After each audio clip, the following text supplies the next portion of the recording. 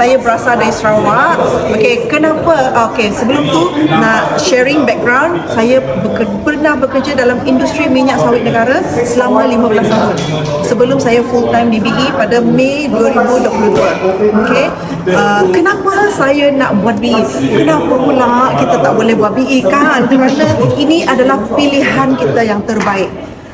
Kalau boleh kan, kalau nak diingat-ingatkan kembali, kenapa Gwen tak tahu BE itu dari awal lagi? But then, nothing for you to regret now, because you join now is also masa yang terbaik, kan?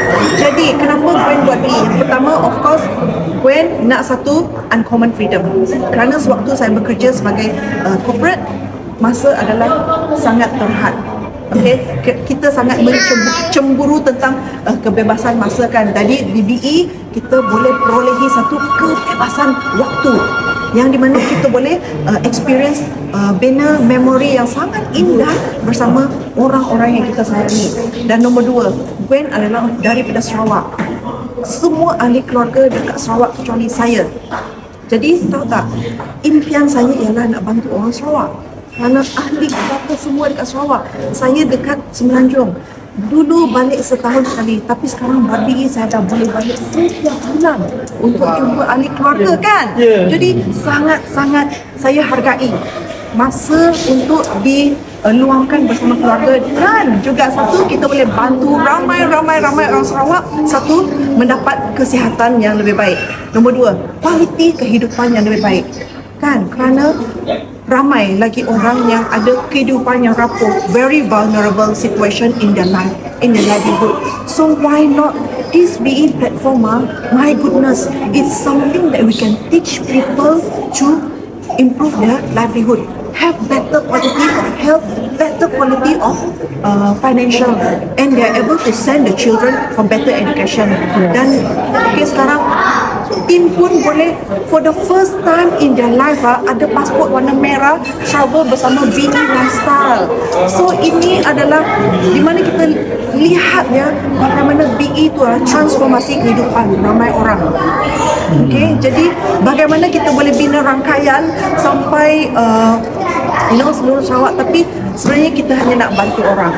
Jadi bila kita duplikasi mindset untuk bantu orang kan, sebenarnya banyak lagi ahli keluarga kita yang mereka boleh bantu. Jadi bermula dari ahli keluarga, dia boleh belajar untuk sharing lagi ramai. Dan yang lagi tu, kita must activate social media. Kerana social media buat dalam bahasa kita kan. Bahasa Sarawak ada 32 tribes, you know. Iban, Kayan, Kenyang, orang Ulu ada 32 tau. So why not? I said, Tim, kita buat dalam bahasa kita sendiri. That's why we can connect to our people, our native Sarawakian with our own language. Betul tak? Betul. So, yes, social media sangat membantu dan awareness tentang kesihatan. Kerana tanah Sarawak besar luasnya macam seluas-luasnya Semenanjung tau. Jadi, of course, our healthcare situation tak boleh nak bandingkan dengan kat sini. Kita selesa kerana healthcare sangat mudah, sangat dekat. Tapi orang Sarawak jauh. Senang untuk pergi travel to get healthcare help. So that's why untuk kita jadi tanamkan satu awareness untuk kesihatan, di mana bila dia orang duduk dekat kampung ataupun bila tengok TikTok, yes, ini adalah solution untuk saya improve my health, so that I reduce my medical visitation, because it's not 5 minutes to go to hospital, you know. 3 days also, then maybe 2-3 days, many hours only can meet a doctor. Yes. So at least we help them reduce the burden of the troubles. Nak jumpa pakar kesihatan tu, yes, they akan reduce this part lah on the financial commitment and the time as well, and the stress level. So that's why kita nak bantu seramai orang mungkin. Basically improve quality of life. This is what I love so much about it.